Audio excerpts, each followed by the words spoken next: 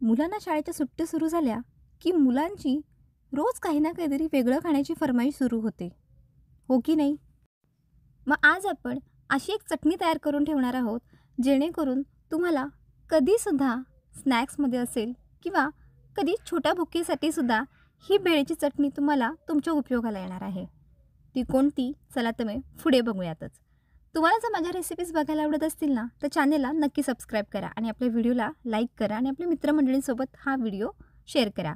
चला तर मग पटकन रेसिपीला सुरुवात करूयात. लागणारं साहित्य बघूयात. इथे कोथिंबीर घेतलेली आहे. कोथिंबीरला स्वच्छ साफ करून धुवून तिला हलकं सुकवून घ्यायचं आहे, कारण चटणीमध्ये आपल्याला पाणी अजिबात वापरायचं नाही आहे. त्यामुळे त्याला व्यवस्थितरित्या सुकवून घ्यायचे आहे. 4 ते 5 तिखट मिरच्या घेतलेल्या आहेत. आता तिखटाचं प्रमाण तुम्ही तुमच्या आवडीनुसार कमी जास्त करू शकता. 10 ते 15 कढीपत्त्याचे पानं आणि 10 ते 15 आपले पुदिन्याचे पानं घ्यायचे आहेत. आणि लिंबू घ्यायचा आहे, तो छोटा तुकडाच घ्यायचा आहे. आल्याचा एक छोटासा तुकडा घ्यायचा आहे. आणि जो पोहे खायचा चमचा आहे, त्याचे मी 2 चमचे फुटाण्याची डाळ घेतलेली आहे. 1 चमचा धने आणि अर्धा चमचा जिरे घेतलेत. आता मसाल्यांमध्ये 1 चमचा आमचूर पावडर घ्यायची आहे. त्याच्यातलाच अर्धा चमचा आपलं साधं मीठ किंवा काळं मीठ घ्यायचं आहे. पाऊण चमचा हळद आणि पाऊण चमचा हिंग घ्यायचा आहे. आता या सर्वच गोष्टींचं प्रमाण जो आपला खायचा चमचा आहे त्यानुसारच मी या सर्वच गोष्टींचं माप घेतलेलं आहे. आता कोथिंबीर आपल्याला 1 मूठ भरेल इतकीच कोथिंबीर घ्यायची आहे किंवा त्यापेक्षा थोडी जास्त घेतली तरीही काही हरकत नाही. आता आपल्याला ह्या सर्वच गोष्टी मिक्सरमध्ये बारीक करून घ्यायच्या आहेत. आता आल्याचा तुकडा टाकताना त्याचे थोडेसे बारीक तुकडे करावेत, जेणेकरून ते लवकर बारीक होतील. मिरच्यासुद्धा आपल्याला हलक्याशा बारीक चिरून घ्यायच्यात किंवा अशा 2 तुकडे करून टाकले तरी काही हरकत नाही. आता चटणीमध्ये हळद आणि हिंगाचा वापर का केला जातो? त्यामुळे आपल्या चटणीला जास्त काळ टिकून राहते. त्यामुळे हळद आणि हिंगाचा वापर नक्की करावा. सर्वात शेवटी आपल्याला लिंबू त्यामध्ये ॲड करायचा आहे आणि सर्वच गोष्टींना थोडंसं एकत्र करून घ्यायचं आहे, जेणेकरून मिक्सर करताना तो मसाला सगळ्यात जास्त वर राहणार नाही किंवा तो सगळ्यात व्यवस्थितरित्या मिसळला जाईल.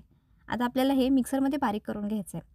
मिक्सरमध्ये बारीक करत असताना सुद्धा ना चालू बंद करायचं आहे. एका वेळी पूर्णतः मिक्सर चालू ठेवायचा नाही आहे, नाहीतर ती घट्टसर गोळा होऊ शकतो.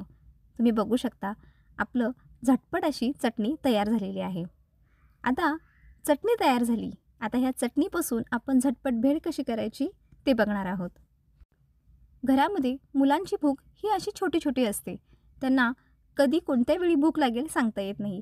त्यामुळेच मी घरामध्ये नेहमी ना असं कुरमुऱ्यांना ना हलकंसं भाजून घेते. म्हणजे थोडंसं तेलामध्ये हळद आणि मीठ ॲड करायचं आहे आणि हलकेसे कुरमुरे कुरकुरीत होसपर्यंत भाजून घ्यायचे आणि त्यातच मी शेवही ॲड करून ठेवते.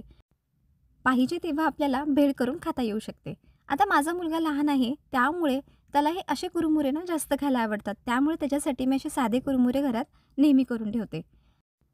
किती जणांसाठी आपल्याला भेळ बनवायची त्यानुसार आपल्याला कुरमुरे घ्यायचे. आता मी इथे 3 जणांसाठी बनवते, त्यानुसार मी इथे 2 ते 3 वाटी कुरमुरे घेतलेले आहेत.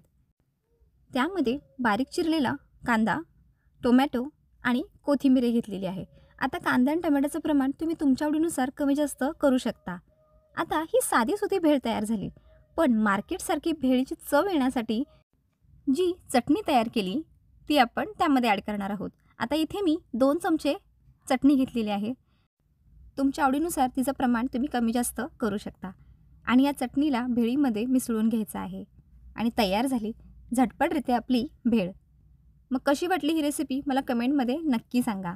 रेसिपी आवडली तर रेसिपीला लाईक करा आणि आपल्या मित्रमंडळींसोबत नक्की शेअर करा. माझ्या चॅनलवर जर तुम्ही नवीन असाल तर चॅनलला नक्की सबस्क्राईब करा. चला तर मग पुन्हा भेटूयात अशा झणझणीत आणि नवनवीन रेसिपीसोबत. आणि अशी रेसिपी ना एकदा नक्की करून बघा. अहो मुलं काय किंवा मोठे काय, सर्वांना ही रेसिपी नक्की आवडेल.